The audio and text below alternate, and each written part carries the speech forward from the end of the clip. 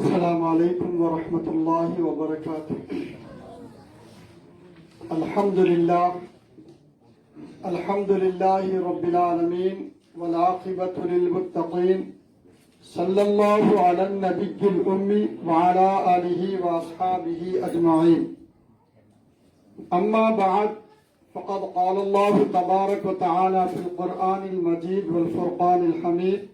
فاعوذ باللہ من الشیطان الرجیم، بسم اللہ الرحمن الرحیم۔ الرجال قوامون علی النساء، او قال یا ایہا الناس اتقوا ربکم الذی خلقکم من نفس واحدہ وخلق منها زوجها وبث منهما رجالا كثيرا ونساء واتقوا اللہ الذی تساءلون به والارحام، صدق اللہ العظیم۔ معزز سامعین کرام، مشائخین نظام، خاص کر حرکیاتی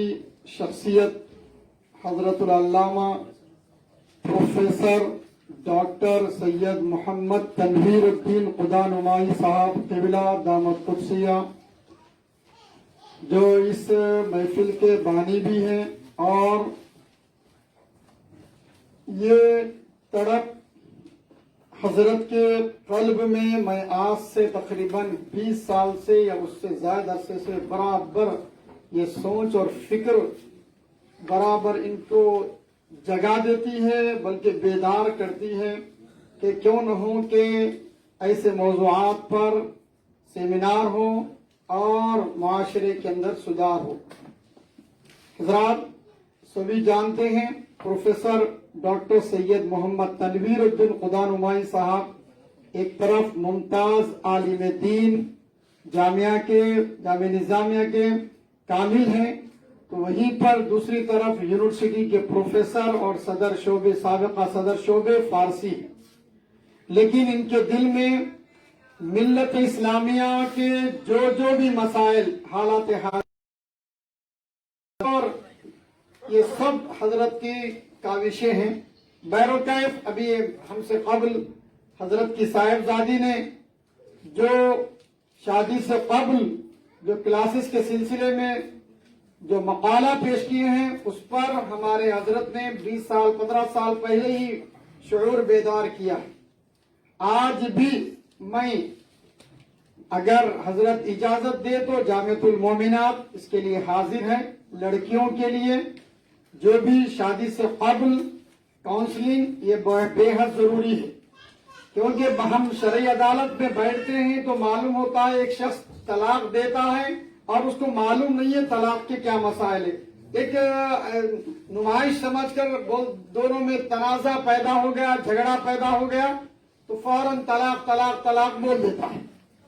لیکن طلاق دینے سے اور پھر بعد میں اتنا پریشان ہو جاتا ہے، بول صاحب ہمارے بچے ہیں کیسا کرنا، 3 طلاق دے دیے، پھر ہماری وہ فلاں ہے، عزت ہے، فلاں ہے، کسی سے حلالہ بھی نہیں کر سکتے ہیں کیونکہ عزت کا سوال ہے۔ بہرحال کئی مسائل اس کو پریشان کر دیتے ہیں۔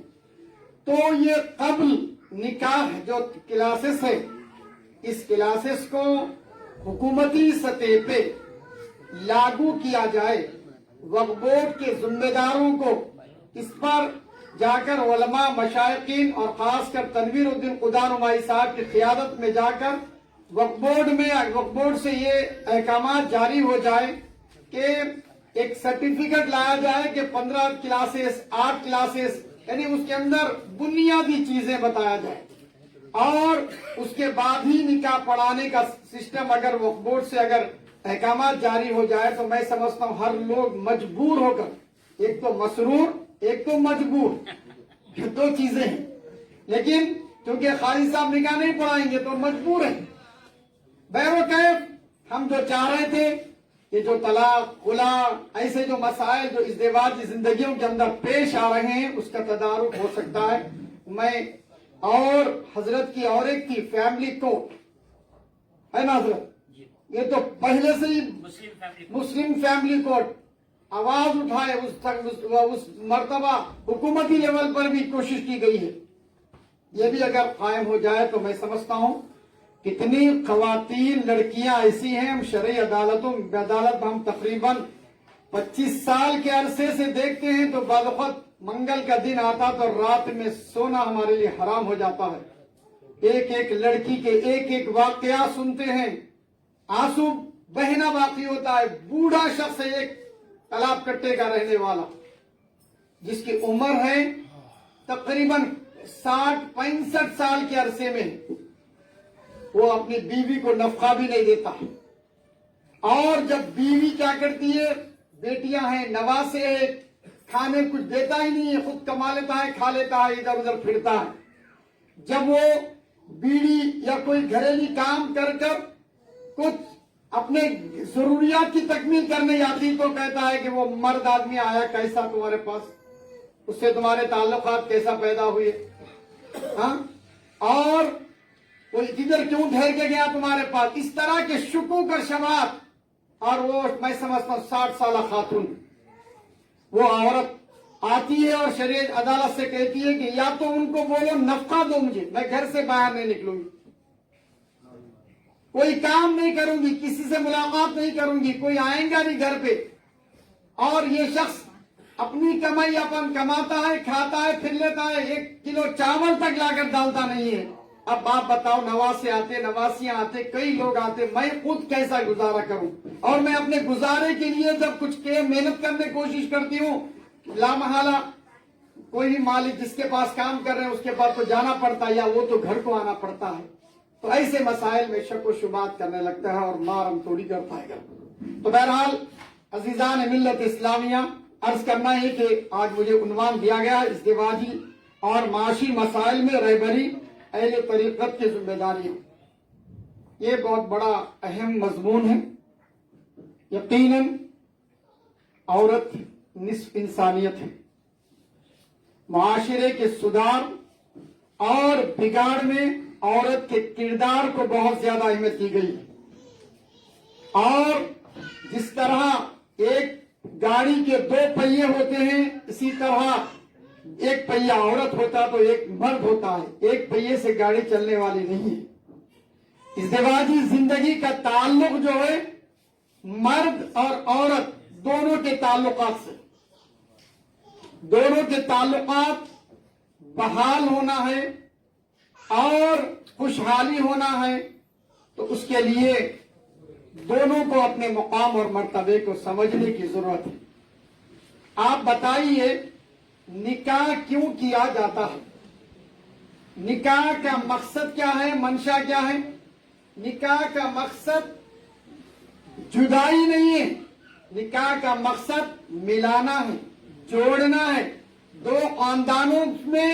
آپس میں تعلقات پیدا کرنے کا نام نکاح قرار دیا گیا ہے، اور 2 خاندانوں کے درمیان محبت، اخوت داری کے پیغام کو عام کرنے کے لیے نکاح کیا جاتا ہے، اور نکاح کے بعد ازدواجی زندگی ہوتی ہے۔ خاص کر میں تجربے کی چند باتیں آپ کو بتاتا ہوں، میں زیادہ وقت بھی نہیں لوں گا کیونکہ علماء مشائخین موجود ہیں۔ پہلی بات تو میں حضرت 2 بجے بلائے، آنے میں تاخیر کا بہت معذرت خواہ ہوں، اس لیے کہ آج الحمدللہ آپ کی دعا سے 6000 سے زائد طالبات 6 ریاستوں میں، آندھرا، تلنگانہ، کرناٹک، مہاراشٹر، گجرات، کشمیر میں قرأت کے امتحانات پورے آن لائن مشاہدہ، اس لیے میں تاخیر ہو گئی آنے میں۔ حضرت کو پہلے معذرت چاہیے، حضرت نے کہا کہ ٹھیک ہے، کام سے فارغ ہو کر آئیے۔ تو بہرحال نکاح جو کیا جاتا ہے، نکاح سے پہلے تک مرد یعنی دولہے والے ہتھیلی میں جنت دکھاتے ہیں، اور طرح طرح کے تحفے دیے جاتے ہیں، اور بہرحال ایسا مرغوب کرتے کہ بس بتا نہیں سکتے کہ یہی لوگ حقیقت میں ہیں، لیکن جیسا ہی نکاح کا پہلا مرحلہ ختم ہوتا ہے، وہیں سے آہستہ پیرا نکالنا شروع کر دیتے ہیں، اور سارے رعب اور دبدبے لڑکی پر لاگو کرنے کی کوشش کرتے ہیں، لیکن سب ایسے نہیں، سب ایسے نہیں ہیں، لیکن جو خراب ہے ان کے لیے بتایا جا رہا ہے۔ بیروکیف جو ازدواجی زندگی میں خوشحالی ہونا ہے، سب سے پہلے لڑکے والوں پر ذمہ داری عائد ہوتی کہ لڑکی اور لڑکی کے والدین سے نفرت نہ کریں. کوئی ایسا جملہ نہ بولا جائے جس کی وجہ سے لڑکی اور لڑکی کے والدین کو ٹھوس پہنچے اور جس کا اثر راست طور پر بیوی لے اور گھریلو تنازعات اور ازدواجی زندگی میں یعنی بگاڑ پیدا ہو. کہاں سے پیدا ہوتا ہے؟ لڑکی یہ کہتی ہے کہ شوہر، آپ میرے شوہر ہیں، آپ جو چاہے مجھے بولو، لیکن شوہر کی زبان کہاں چلتی ہے؟ تمہارے اماں بابا، تمہارے بھائی ایسا کیا، تمہاری ماں ایسا کی. یہ جملہ بولتے ہی کون سی بھی لڑکی ہو، تعلیمی یافتہ ہو، غیر تعلیمی یافتہ ہو، پڑھی لکھی ہو یا غریب ہو، امیر ہو، فقیر ہو، کوئی بھی لڑکی ہو، اس کے اندر سے ایک قسم کے جذبات پیدا ہوتے ہیں. جو ماں باپ ہم کو پال پوس کر اتنے مطلب ہے کہ قابل بنائے اور آپ کو نکاح کے لیے پیش کیا گیا اور آپ نکاح کرنے کے بعد ہمارے اماں بابا کو نواز رہے، کہ یہاں سے ازدواجی زندگی کی بگاڑ پیدا ہوتی. تو ہماری اور آپ کی ذمہ داری ہے، خاص کر مشائخ طریقت کی ذمہ داری ہے. مشائخ طریقت کی ذمہ داری بہت ساری ہے. جہاں علوم اسلامیہ کی اشاعت ہے وہیں پر نکاح، طلاق، خلا اور جتنے مسائل انسانی زندگیوں میں انسانی زندگیوں کی ضرورت ہے، وہ سارے مسائل کو مشائخ کرام کی رہبری کی ضرورت ہے، رہنمائی کی ضرورت ہے، سرپرستی کی ضرورت ہے. اس لیے کہ عام آدمی میں ہوں، میں کچھ بولا تو میرے پیچھے کوئی نہیں، کوئی سننے والے نہیں ہیں، چند محدود ہو.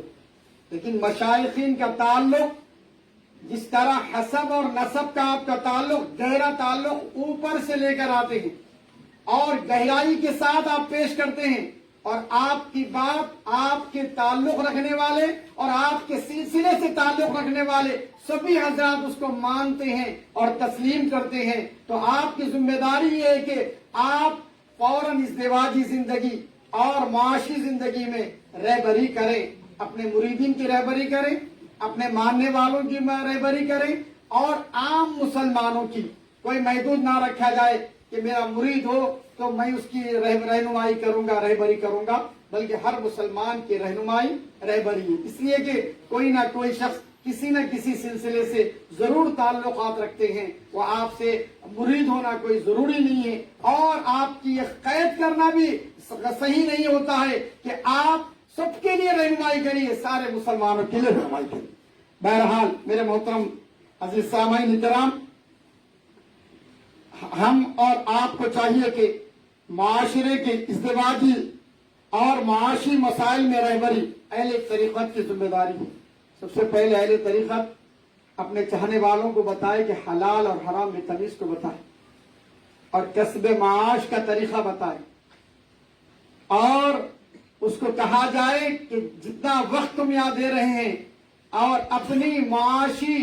مسائل کو حل کرنے کے بعد کچھ وقت نکالے تاکہ تمہاری رہبری ہو سکے، تمہاری رہنمائی ہو سکے، اس طرح کے اس کو نصیحت کی جائے تو بہت بہتر ہوگا.